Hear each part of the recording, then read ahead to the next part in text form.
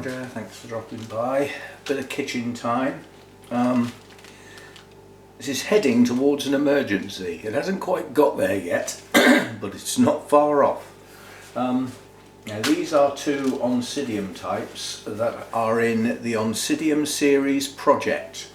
At the end of this video you'll get a link to the playlist with all the videos in.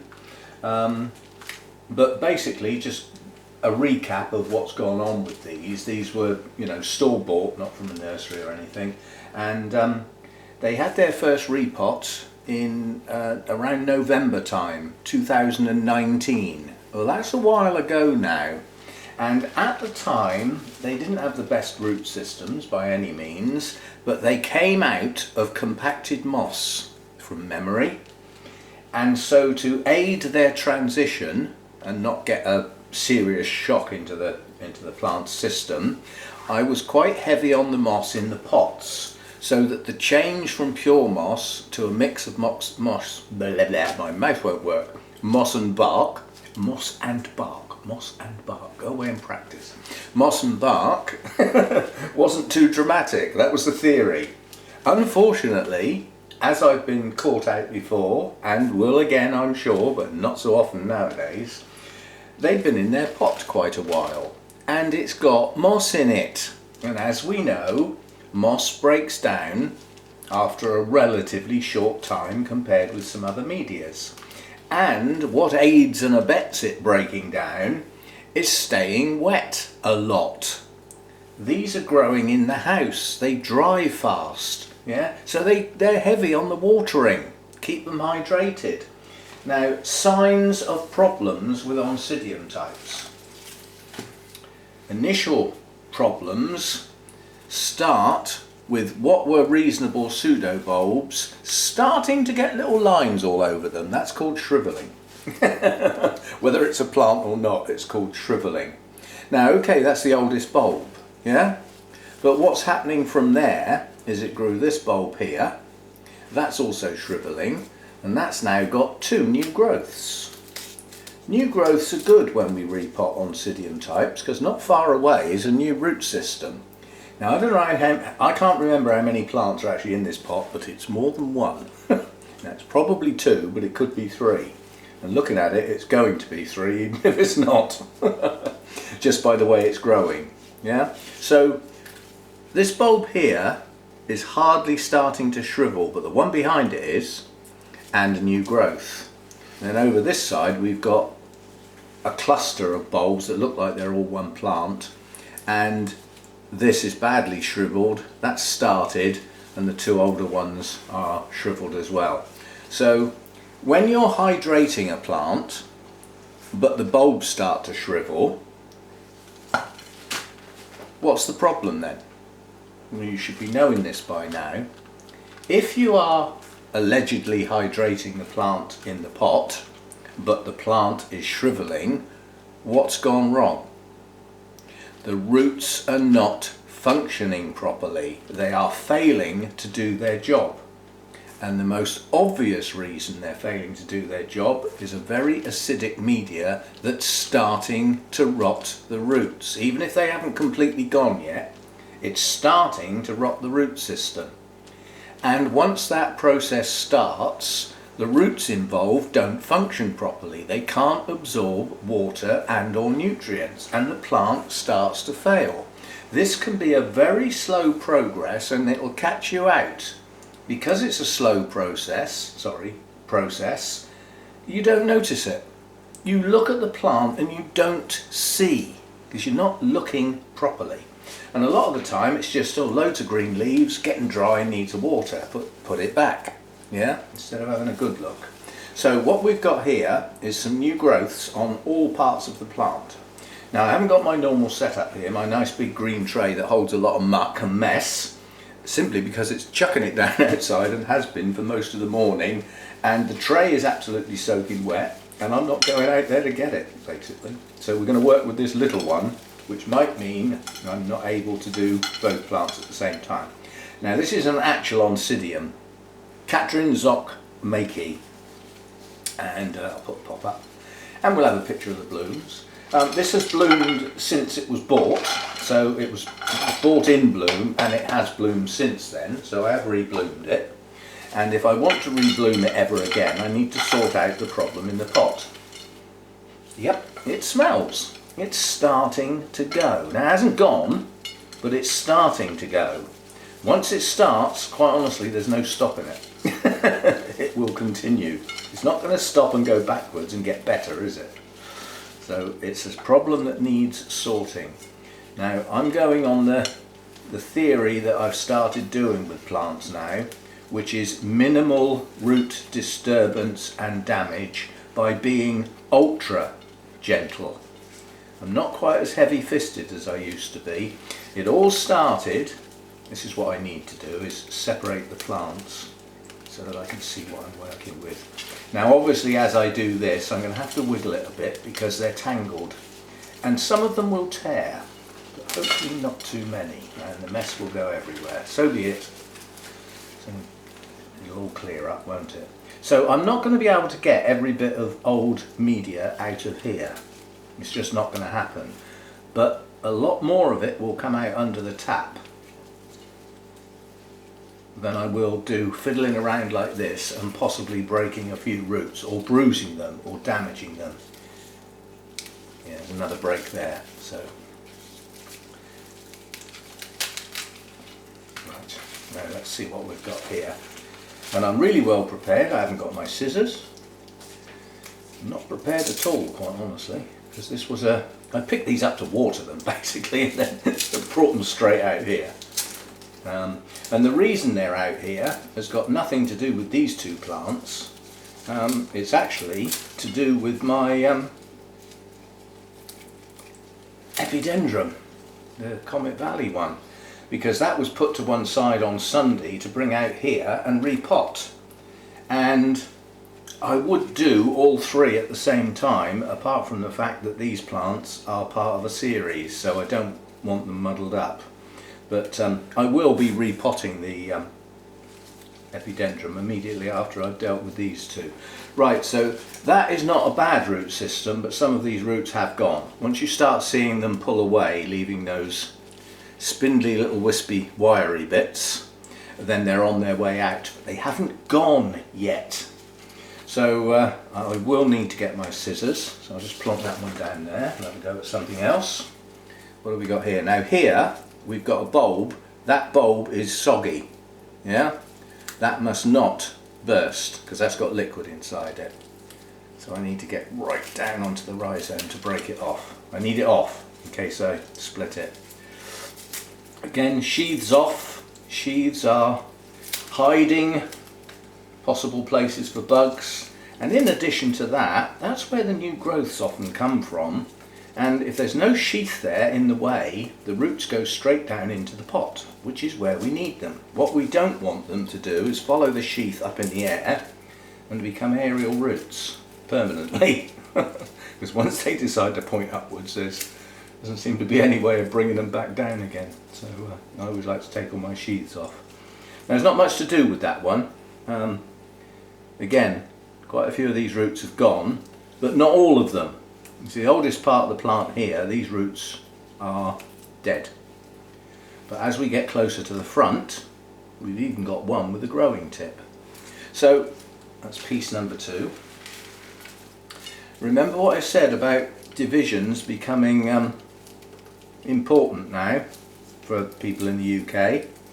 Because post-Brexit we can't get anything out of Europe anymore without either great expense and or hassle. And we're looking at bulk only, not an odd plant here and there, so it can't be done. So we're stuck with what we've got. Yeah? Now, are these pieces all joined or is that 2 separate bits? I'm going to treat it as a single plant. Yeah? But when you're dividing plants now, think of your mates, think of your buddies. Now, these plants, the people I mix with in the orchid societies, are not going to be interested in these plants whatsoever. They're too far away from a species, and a lot of them are, quite honestly, species snobs. It's not a species, it's not a proper plant. All these hybrids and intergenerics, they're just not interested. So they would have no value in the Orchid Society in the main. There are some that will grow these. I mean, in amongst the Orchid Society there are windowsill growers. Even some of those are species only people.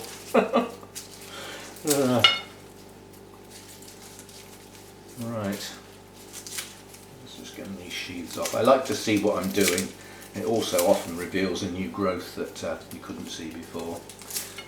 You can do this with scissors if you're not confident in ripping things like this off. And I have known trying to tear a sheath off actually split a plant in two unintentionally. You can be a bit brutal. Okay, so new roots will be starting. See, there's one there with a green tip where these new growths are. So we have a plant here. I'm sure that's two. Anyway, we'll keep it together for now. And again, we've got a lot of dead roots around the back end. They'll just get trimmed right underneath the pseudo bulb, and anything else is coming off under the tap to see what's left. So that's that one. Now let's have a look at the other one. Now, this one is a genuine intergeneric. It's even got Cambria written on the label. There's no such thing really, I suppose, but it's a name that's been given to a mix of genera, a specific mix of genera. But over the years, the term Cambria, which did have a very specific meaning once, has been hijacked basically, and many traders will now use that to just mean orchid. Yeah, so it's lost its meaning.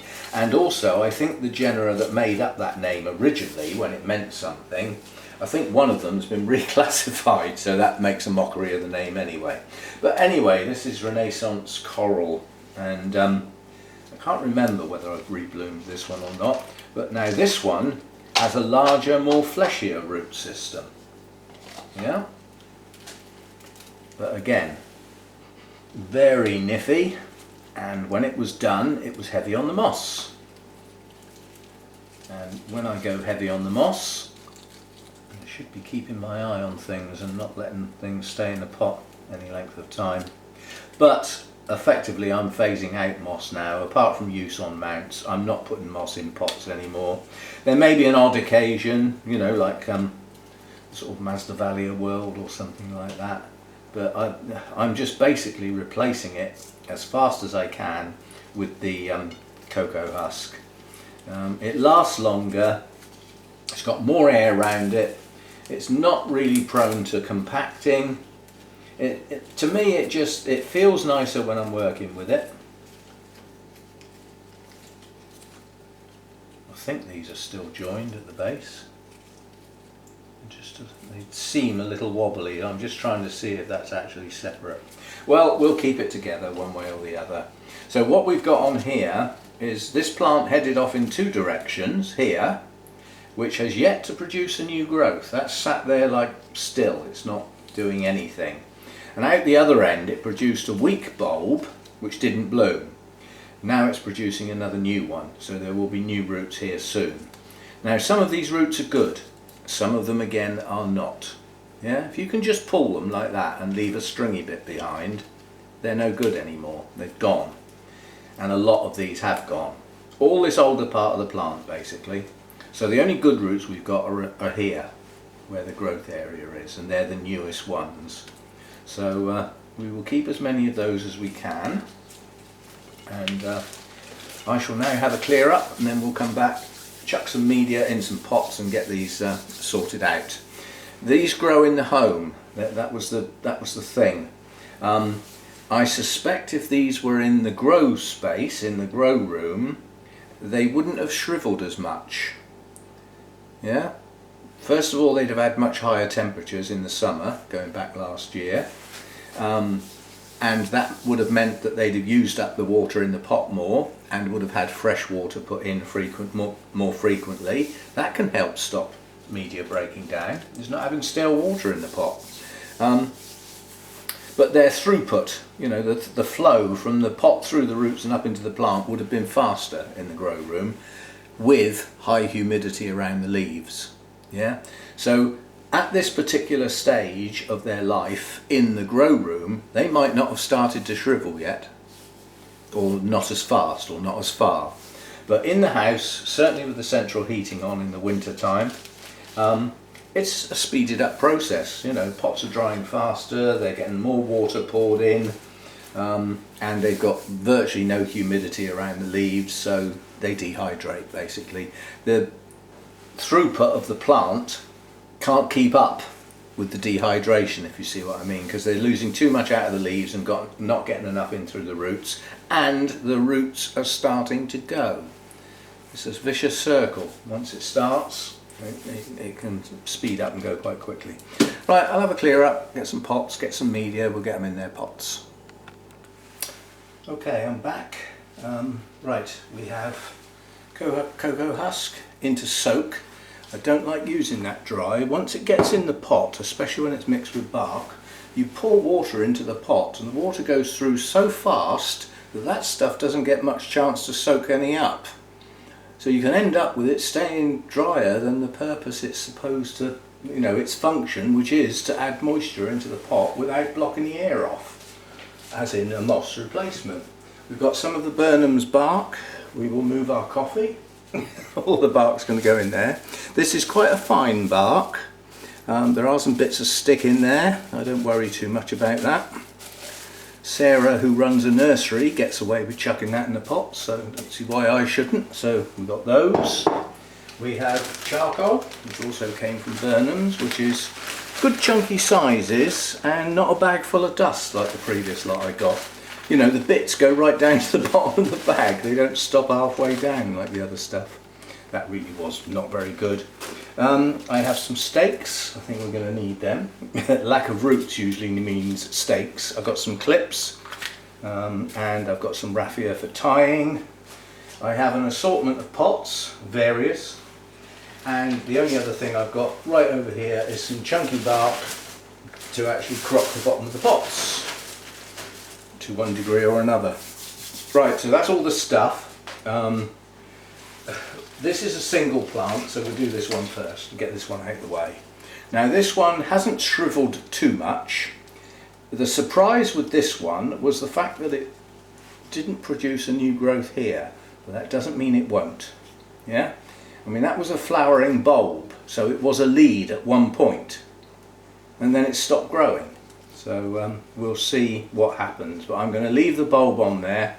I'm not taking any bulbs off of here. The plant's going to stay intact, and those are scale. I think they're old dead ones, the way they're just falling off. Now I'm going to check inside the sheaths, the leaves, because that's where they'll be. If there's still any live ones, there'll be white bits showing in there. No, I think we're okay. Might get some of my, oh no, there's some white bits. So this one has some scale. So we will get that treated. I've got a ready mix spray that I keep handy for single plant treatments. And basically, because it's a handheld spray, I just spray a load onto the leaf at that point and it runs down and coats the whole lot of that. And if the chemical doesn't kill them, they'll drown anyway.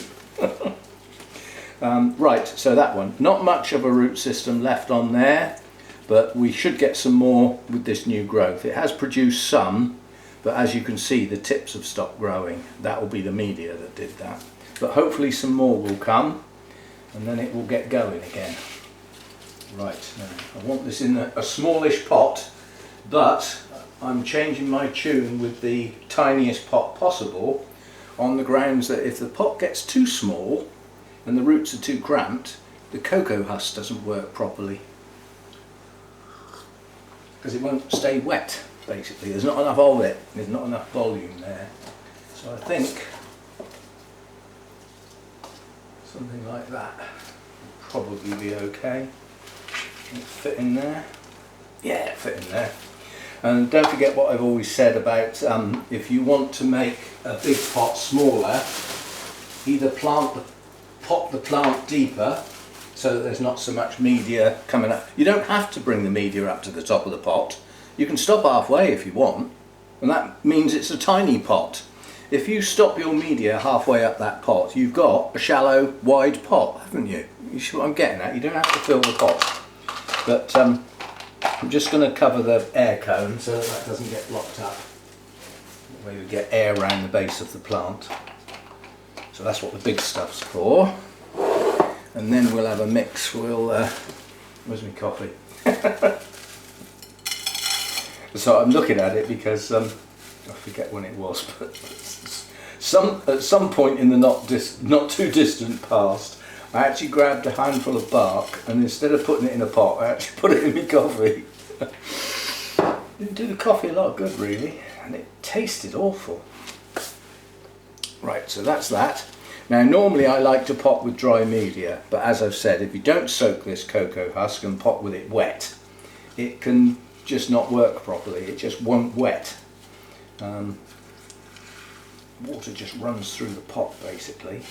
Now this is an Oncidium type. They like to stay moist, and when they're in active growth shouldn't dry out. When they're not in active growth they should head towards dryness, and if they go completely dry for a while, a short while, it won't do them any harm because they're not growing, if you see what I mean. But when they're in active growth, most of them are drinkers. They like to stay moist. Right. I would say that's probably about half and half ish. So I can't stand working with muck on my hands, and I'm just about to put my hand in a bag of charcoal, and we don't want to do that with wet hands. We're going to get dirty enough digging in the charcoal as it happens anyway. So right, the amount of this, I can't really give you a reason why the amount of this is there, let alone even how much. I just sort of think I need to see bits of it. It doesn't need to be like half and half or anything like that, although some people use really large amounts of charcoal. But the idea is it absorbs impurities. And the idea is it keeps the media sweet a bit longer. I can't prove that one way or the other, but it gets used in filters. But in filters, you tend to put clean water in one end, the charcoal does its thing, and then other water comes out the other end. What happens when you put nutrients in a pot with charcoal? Where do the nutrients go? Does the charcoal see those as impurities? That's an open-ended question. I don't know the answer to that, but I have this sort of theory that the charcoal's going to absorb more than just impurities, because the charcoal may well see the nutrients as impurities. Well, they're not pure water, are they? Oh, I hate working with that. Muck all over me hands. Right, now there aren't many roots on this. But basically, by choosing that pot, the plant is touching the sides, both sides. So it'll stand up without stake, which are good. I don't like staking at the best of times. It's not something I enjoy. I'm trying to go gentle because the roots I can see are some of the few roots we've got. Now that piece of the plant that should, in theory, have grown a new growth would, in a lot of cases, be classed as the older part of the plant and wouldn't need media, right up to the base. It wouldn't need it because it's not going to grow any roots or anything. But I have a feeling it might actually decide to push out a new growth. So it is getting media right up to the base.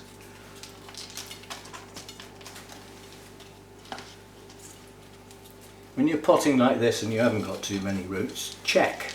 Every now and again, just look down the side of the pot. Have you got huge big air gaps where the roots are? And can you do anything about it without breaking those roots by poking around too much? Yeah? Remember that media will settle. As you water over and over again, it will gradually settle in. So if it looks a little bit high, chances are it will settle down. Right, let's see where we are with the base of the plant then. Our new growth is just sat in the top. Now that's the other thing I've found is that because the moss stays so wet, if you pot a little bit too deep, you may well get some rot round the base because the moss will stay wet. Whereas this cocoa husk, yes, it stays wet, but the top surface dries off quite quickly, which means the base of the plant doesn't stay wet long at all. Seems to help. Right, so that's that one done. I'm not going to put that manky old label in there, I will do a new one. I might even switch my label maker on, which I still haven't used. I have turned it on and tried it. It came with a paper cassette, which I'm quite happy to waste playing around because obviously I wouldn't use that. But it has got a whole set of colour, you know, plastic sort of cassettes. So the theory was that eventually I will relabel everything and colour code. So like, you know, the Cattleyas can all have the same colour and Oncidiums and the like. And there'll have to be in others, won't there? Because I haven't got enough colours for the... I've got heading up towards 25 genera. Well, I haven't got 25 colours, have I? So there'll have to be some grouped together. So we'll probably have Cattleya types, Oncidium types, Dendrobiums and others. Just 4. Otherwise I'll spend too long thinking about it and not enough time getting on with it. But so far I've done nothing with the label maker. Now all of these pieces are going in the same pot, so this pot needs to be a fair size. Somewhere about like that. We've got 3 pieces here, including one that's relatively large. So all that lot's got to go in there. So once you start putting that lot in there, that's about right. Possibly slightly large, but that's what they're going to get. That's what it's getting. So some chunky. Again, it's an air cone pot. Don't want to block the air cone up. Make sure that air can get in there, because until the roots get down to the bottom of the pot, if there's no air in the bottom of the pot, it'll stay wet. How is it going to get out? Yeah. So an air cone helps it get out, and some crocking around the air cone helps it get out even better and quicker. So that's that. Some of that. Now this lot is getting potted deep. So it's going right down low in the pot. I don't mean it's going deep in media, it's going deep in the pot. And so that piece has got 2 new growths. That bit's got 1, so that can go opposite that. And then what does that leave me with? See, that bit's got 2 new growths as well. See if I can get both of those round the back, like that, somehow. So that gives me 2 new growths here, 1 there and 2 there. Now I've got to try and get the base of all 3 plants at roughly the same height. Hold them together and continue holding them together while I get some stuff round. But you can see I'm putting the plant deep in the pot. That doesn't mean I'm going to bring the media right up to the top of the pot, because I don't want these roots deep in media. I want them to have to go down into it and not have too far to go before they reach the bottom of the pot. Then they'll spread out. And if I get a pot totally full of roots and they are down into the bottom of the pot, what do you think the solution to that is? You just gently lift it up in the pot, grab the plants, lift them and poke the media down into the gap and then put some new in. So you raise it up in the pot. It's not a repot, because you're not taking the old media off, you're just lifting the plant up higher, letting the media that's already in there drop down to the bottom, and then put some more on the top. And you're raising it. That gives it a deeper pot without actually repotting it. It's a bit fiddly sometimes, but can be done. What are we doing here? Not too many gaps. Oh goody. And again, the fact that there's a reasonable percentage of this cocoa husk, I can come up quite high on the base of the plants. And in doing so, I think I'm going to get away without staking this. Whoa! And that I am surprised about. I was expecting to have a ring of stakes and a circle of raffia holding them all together in the middle to try and get this to work. But I think I'm going to get away with it with not having to do that, which would be good. I'm going to say I'm potting deeper. The base of the plant goes deeper in the media nowadays with this cocoa husk because it doesn't hold the base of the plant in a soggy mess like the moss used to. Used to plant high in the moss deliberately, you know, so you could almost see the base of the roots showing where the plant was high. But I don't pot like that anymore because the media's changed. And that, that's not really that steady, is it? Right, let's clean my hands. I think I might just be able to do a bit of strategic poking stakes in up against the plant, and we'll see what we get. See if we can get it to stick together and hold stiller. And the only time it's going to wobble is when I pick it up, which is to water it. So it's not going to happen often this time of year, is it? And hopefully by the time it moves on a bit, better weather will be here. Right, so that's leaning against a nice big pseudo bulb.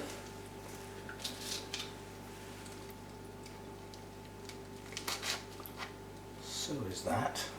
If I can get one more over here, like somewhere around there. And then the trick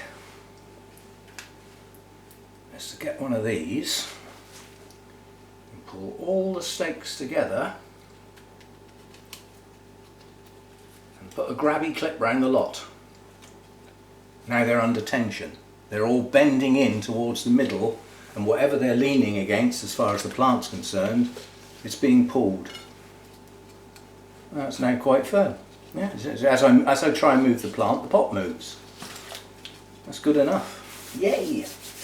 And that was the Catherine Zock. Right, so we'll do some labels for those. So there we go. As I said, these are part of the Oncidium series, so that's another video in that playlist. The playlist will be on the end of the video, coming up any minute now. You can click on that and get the playlist up and perhaps watch some selected ones from the playlist. I mean, in the ideal world, you go to the playlist first and watch some of the older ones before you watch this one. Well, that's not the way the world works, is it? Anyway, this is their second repot. So they've been, as I say, they've been around a while. I think I bought them around August-ish. I think August 2019. So what I'm hoping now is that these will get rejuvenated by having fresh media. The media itself can stay very moist now because it's fresh, it's not going to go off. So they won't dry out. The few roots they've got can stay constantly moist now, and hopefully we will get new root systems generated from the new growths. Now this plant unfortunately only has one new growth, which should produce some roots soon. I really would like this one to shoot out as well, but that is an unknown. And then this one, how many new growths did we say we had? 1, 2, 3, 4, 5, I think. 5 or 6 new growths on this, spread around the outside of the plant basically. And if they all shoot up and grow into full-size bulbs, the pot will be full. But by then it'll have a really good root system in good media. So it could be potted on for the next repot. Just literally lift it out gently and put in a bigger pot with new media around the outside. Now I very rarely do that, but there are occasions when that's a good thing to do. Yet to be decided, obviously. It's a long way off. These won't need repotting now for a while. So there we go. 2 Oncidium types into a different type of media, minus the moss, and as I said, these grow in the house. Their main failing growing in the house, their main problem is not watering, it's not feeding, it's not even light to any great extent because of where they are. Their main problem is warm, dry air. which I can only do so much. They live on a humidity tray, constantly full of water evaporating around them, but that only takes the humidity up a small amount. You're not going to get humidity up from 40 to 60 with a humidity tray. You might get it to go up 5% if you're lucky. But the time the humidity does go up is at night when the heating goes off. So the temperature drops down a bit and the humidity tray is working all through the night without being replaced by dry air. So they do get a bit of humidity overnight. So there we go, bit of kitchen time. I haven't done one for a while, and they are a bit thin on the ground because there's not a huge amount needs repotting. But there is still some, and the next thing I'm going to do is repot my epidendrum, and I'll do that in a separate video, but I'm doing it now while I've got a mess. Right, see you next time. Bye for now.